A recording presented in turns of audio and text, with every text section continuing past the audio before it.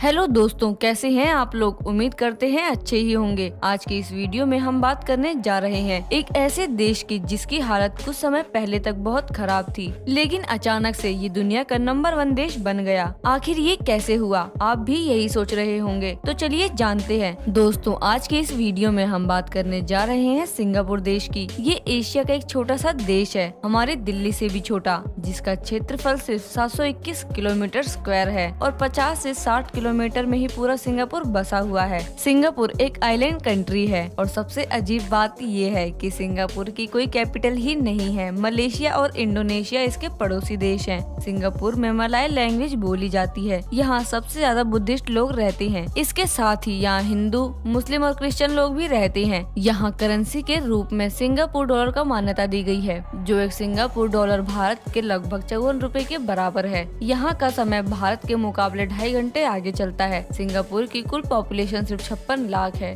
दिल्ली से सिंगापुर जाने में आपको लगभग 6 घंटे लगते हैं और आपको सिर्फ 20,000 रुपए में सिंगापुर की डायरेक्ट फ्लाइट मिल जाती है। सिंगापुर इंडियन टूरिस्ट के लिए काफी फेमस डेस्टिनेशन है और हर साल बहुत सारे लोग यहाँ की ट्रिप करते हैं। यहाँ की सबसे पॉपुलर डेस्टिनेशन का नाम है गार्डन्स बाय द बे। यहाँ पर कई सारी ऑब्जर्वेटरी बनी हुई है। इसे घूमने में आपको 3 से 4 घंटे का समय लग सकता है और साथ ही 4 से 5,000 रुपए तक लग जाते हैं। क्या आपने कभी सोचा है कि सिंगापुर इतना छोटा सा देश होते हुए भी अचानक इतना आगे कैसे बढ़ गया? दरअसल 1965 में इस देश को आजादी मिली, लेकिन तब इसके पास ऐसी कोई चीज नहीं थी जिससे ये अपना विकास कर सके। ना ही कोई खनिज, ना ही खेती योग्य जमीन, और यहाँ के 95% लोग गरीब हुआ करते थे। लेकिन आज के समय में यहाँ के लोगों की औसतन तनख्वाह दुनिया में तीसरे नंबर पर आती है। एक रिसर्च के हिसाब से सेहत, सुरक्षा और उत्पादकता के मामले में सिंगापुर दुनिया में सबसे आगे है। इतना ही नहीं दोस्तों, सिंगापुर पिछले 5 सालों से दुनिया का सबसे महंगा शहर है। लेकिन ऐसा सिर्फ कुछ ही सालों से हुआ है। पहले सिंगापुर भी भारत की ही तरह ब्रिटेन का उपनिवेश हुआ करता था। पहले सिंगापुर को जुबनाटर ऑफ द ईस्ट कहा जाता था, क्योंकि सिंगापुर में ब्रिटेन की सेना हुआ करती थी। लेकिन साल 1942 दूसरे विश्व युद्ध में जापान ने ब्रिटेन को हरा दिया। लेकिन 1944 से 1945 के बीच अमेरिका ने जापान के कब्जे वाले सिंगापुर पर हमला कर दिया, जिससे सिंगापुर के बंदरगाहों को बहुत नुकसान हुआ। जब सिंगापुर पर जापान का कब्जा था, तब वहाँ के लोगों पर बहुत प्रताड़ना की गई थी। साल 1954 में ली कुआन यू ने पीपल्स एक्शन पार्टी की स्थापना की और बाद में इसके महासचिव बने और 40 सालों तक इस पद पर रहे।